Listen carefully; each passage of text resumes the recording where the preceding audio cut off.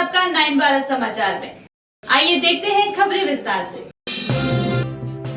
Iran की अंतिम report में रईसी के हेलीकॉप्टर दुर्घटना का कारण गंभीर मौसम बताया गया। इजरायली नागरिकों ने संघर्ष विराम की मांग की। गाजा में 6 और बंधकों की मौत के बाद प्रदर्शन। ड्रोन से बम गिराने के कारण मणिपुर में 2 की मौत, 9 घायल। कुकी विद्रोहियों पर शक, पुलिस। आप में अमानतुल्लाह खान का दावा, ईडी अधिकारी उनके घर गिरफ्तारी के लिए पहुंचे।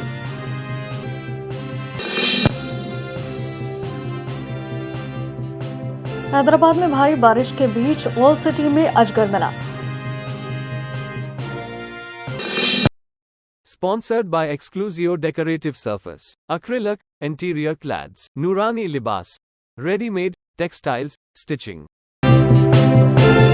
ईरान की सशस्त्र बलों के जनरल स्टाफ ने रिपोर्ट जारी की, जिसमें कहा गया है हेलीकॉप्टर के तकनीकी, इंजीनियरिंग, इलेक्ट्रॉनिक और नेविगेशन संबंधी पहलुओं की पूरी तरह से जांच की गई थी। जांच के निष्कर्षों ने पुष्टि की कि उड़ान से पहले और उड़ान के दौरान सभी प्रक्रियाओं और उपायों का स्थापित मानकों और नियमों के अनुसार पालन किया गया था।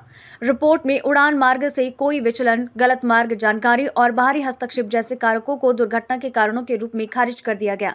ये भी उल्लेख किया गया कि पायलट ने किसी आपात स्थिति की रिपोर्ट नहीं की और फोरेंसिक जांच में कोई गलत काम या हमले के संकेत भी नहीं मिले। रईसी, उनके साथियों सहित जिनमें पूर्व विदेश मंत्री हुसैन अमीर अब्दुल्लाहियान भी शामिल थे, उनका निधन हो गया है जब उनका हेलीकॉप्टर 19 मई को पूर्व अजरबैजान प्रांत के पहाड़ी क्षेत्र में दुर्घटनाग्रस्त हो गया। रविवार रात इजरायली नागरिक सड़कों पर उतर आए जब गाजा में 6 और बंधकों की मौत की खबर मिली। उन्होंने प्रधानमंत्री बेंजामिन नेतन्याहू से संघर्ष विराम की मांग करते हुए अब के नारे लगाए ताकि बचे हुए बंधकों को घर वापस लाया जा सके।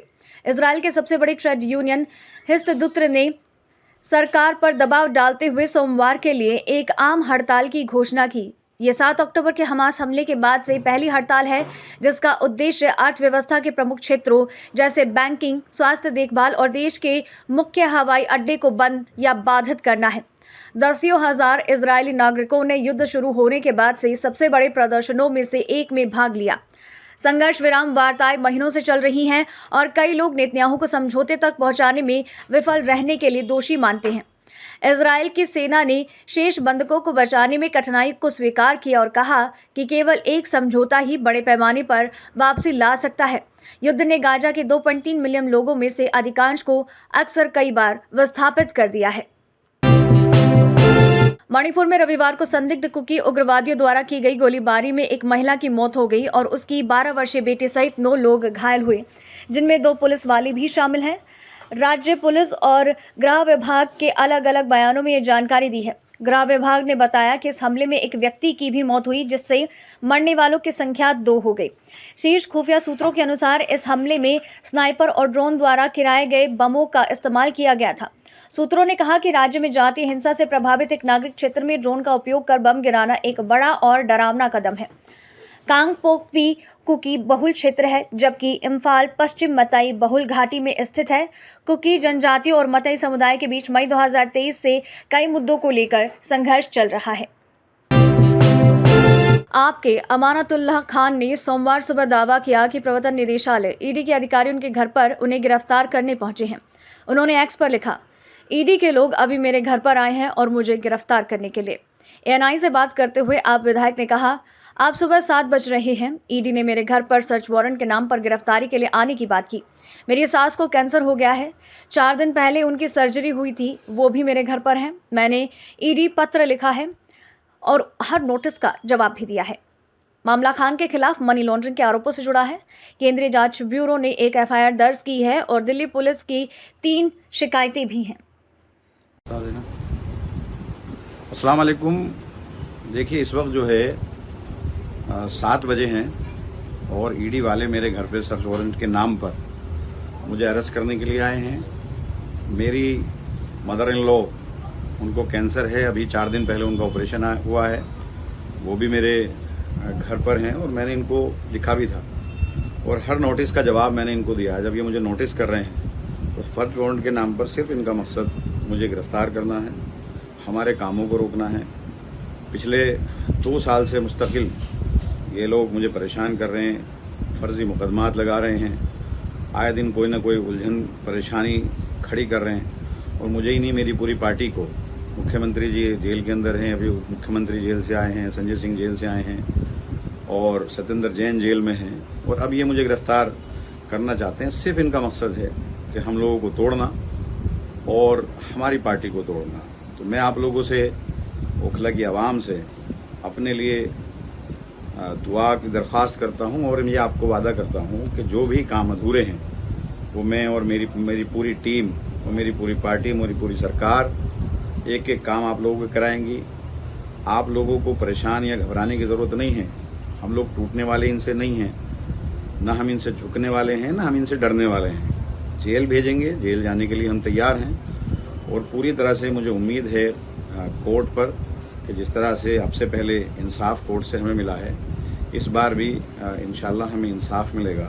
बस आप लोगों से मेरी दरख्वास्त है कि आप लोग दुआओं में मुझे याद रखें और जिस तरह से आपने साथ दिया उस तरह साथ रखें। एक ऐसे मुकदमे में जो कि पूरी तरह से फर्जी है, एक ऐसा मुकदमा जो CBI के अंदर भी चल रहा है, जो ACB में भी है और अब ED में भी, उसको ये ले आए और वो 2016 भले ही सुप्रीम कोर्ट से ED को बार बार लताड़ मिल रही है, भले ही उनको बार बार चेताया जा रहा है कि आप दुर्भावना से जांच मत कीजिए और सिर्फ जेल में रखना आपका उद्देश्य है, बावजूद इसके आज अमानतुल्लाह खान जो आम आदमी पार्टी के विधायक हैं, उनके घर पर ED सुबह सुबह छापा मारने के लिए पहुंच गई।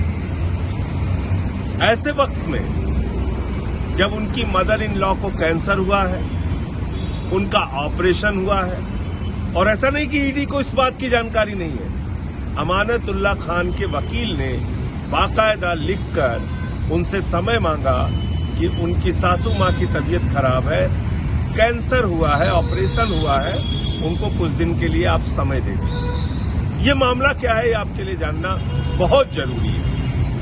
जिस मामले में ED सुबह सुबह इतनी सक्रियता के साथ धावा बोलने पहुंची, दरअसल 2016 में CBI ने एक मामला दर्ज किया।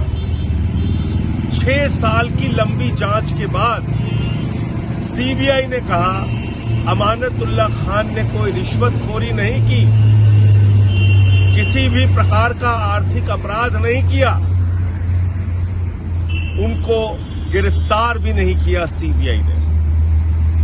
2022 में उन्होंने फाइनल चार्जशीट दाखिल कर दी और उसी मामले में जिसमें CBI ने पर्चा दर्ज किया था, पहले ACB ने पर्चा दर्ज किया, फिर ED ने पर्चा दर्ज किया 2020 के अंदर। और मजेदार बात यह है कि ACB ने अमानतुल्लाह खान को गिरफ्तार भी किया। गिरफ्तार करने के बाद उनको जब जमानत मिली, उसमें भी ये कहा गया कि अमानतुल्लाह खान के खिलाफ रिश्वतखोरी के, भ्रष्टाचार के कोई सबूत नहीं है। ये ACB से मिली जमानत में लिखा हुआ है। इसके बाद ED अपना केस खत्म नहीं करती। 2023 में उत्तर प्रदेश के झांसी में एक परेशान करने वाली घटना में एक बुजुर्ग व्यक्ति गुलाब खान को अस्पताल में पीटा और उत्पीड़ित किया गया। आरोप है कि खान इलाज के लिए अस्पताल गए थे क्योंकि उन्हें तेज बुखार था। हालांकि ऑनलाइन सामने आए वीडियो में दिखाया गया है कि झांसी के अस्पताल के एक स्टाफ सदस्य ने 60 वर्षीय आदमी को पीटा। एक पत्रकार ने एक्स पर साझा किया कि वार्ड बॉय ने खान को अस्पताल में इलाज नहीं कराने की बात सुनने के बाद हमला किया। वायरल क्लिप में दिखाया गया कि बुजुर्ग मरीज को थप्पड़ मारा जा रहा है और अस्पताल से बाहर धकेला जा रहा है। वीडियो सामने आने के तुरंत बाद उत्तर प्रदेश पुलिस ने मामले का संज्ञान लिया और संबंधित मामले में एक केस भी दर्ज किया है। गुजरात में भारी बारिश के बीच वडोदरा एक अनोखी समस्या का सामना कर रहा है, जहां शहर के विभिन्न हिस्सों में मगरमच्छ देखे जा सकते हैं। विश्वामित्री नदी उफान पर है, जिससे ये मगरमच्छ रिहायशी इलाकों में आए। हाल ही में वायरल हुए एक वीडियो में दो पुरुषों को वडोदरा के विश्वामित्री नदी से मिले एक मगरमच्छ को स्कूटर पर ले जाते देखा गया। वो मगरमच्छ को वन विभाग के कार्यालय ले जा रहे थे। ये वीडियो @दीक्षित गुजरात नामक एक उपयोगकर्ता ने एक्स पूर्व में ट्विटर पर पोस्ट किया था। इन पुरुषों की पहचान भारतीय चिकित्सा संघ IMA के स्वयंसेवकों के रूप में हुई। इस नदी में लगभग 440 मगरमच्छ हैं, जो कि अक्सर अजीवा बांध से पानी छोड़े जाने पर बाढ़ के दौरान रिहायशी क्षेत्रों में आ जाते हैं। कई मगरमच्छों को घरों की छतों, सड़कों और कॉलेज में देखा गया। इन मगरमच्छों के वीडियो भी सोशल मीडिया पर वायरल हैं। तेलंगाना के खम्मम शहर में बाढ़ में फंसे लोगों को बचाने के लिए भारतीय नौसेना के 2 हेलीकॉप्टर भेजे गए। मुन्नेरू नदी के उफान पर होने के कारण रिहायशी इलाकों में पानी भर गया और अब तक भारी बारिश से राज्य में 9 लोगों की जान जा चुकी है। विशाखापट्टनम से 2 हेलीकॉप्टर खम्मम भेजे जा रहे हैं ताकि लोगों को बचाया जा सके, जिनमें से कुछ ने छतों पर शरण ली। उप मुख्यमंत्री मल्लू भट्टी विक्रमार्क, जो कि खम्मम में स्थिति की निगरानी कर रहे थे, भारतीय नौसेना के वरिष्ठ अधिकारियों से बात की और बचाव अभियान के लिए हेलीकॉप्टर भेजने का अनुरोध किया। नदी, जो शहर के बीच से बहती है, भारी बारिश के कारण अपने जल ग्रहण क्षेत्र में बड़े पैमाने पर भरने से अभूतपूर्व बाढ़ का सामना कर रही है। हैदराबाद में भारी बारिश के बीच शनिवार की रात ओल्ड सिटी के हसन नगर में मस्जिद अहमद खातून के पास एक आइस फैक्ट्री के निकट एक अजगर मिला। सांप पकड़ने वाले हकीम मीर शकील अली ने अजगर को बचाया, जिसे एक वन क्षेत्र में छोड़ा जाएगा। हैदराबाद में भारी बारिश के कारण सांप रिहायशी इलाकों में घुस जाते हैं। पिछले साल भी शहर के बाहरी इलाकों में कई घरों, व्यवसायों और फैक्ट्रियों में बाढ़ के कारण सांपों की मौजूदगी की सूचना मिली थी। इस बीच भदादरी कोठागुडेम जिले के मणुगुरु कस्बे के निवासी विशेष रूप से चिंतित हैं, क्योंकि बाढ़ के पानी के साथ उनके घरों में जहरीले सांप घुस गए। वहीं महबूबाबाद के नरसिमुलापेटा मंडल के बोट्टी ठंडा में सभी घर जलमग्न हो गए, जिससे निवासियों को छतों पर शरण लेने के लिए मजबूर होना पड़ा है। ईरान की अंतिम रिपोर्ट में रईसी के हेलीकॉप्टर दुर्घटना का कारण गंभीर मौसम बताया गया। इजरायली नागरिकों ने संघर्ष विराम की मांग की। गाजा में 6 और बंधकों की मौत के बाद प्रदर्शन। ड्रोन से बम गिराने के कारण मणिपुर में 2 की मौत, 9 घायल। कुकी विद्रोहियों पर शक, पुलिस। आप में अमानतुल्लाह खान का दावा, ईडी अधिकारी उनके घर गिरफ्तारी के लिए पहुंचे।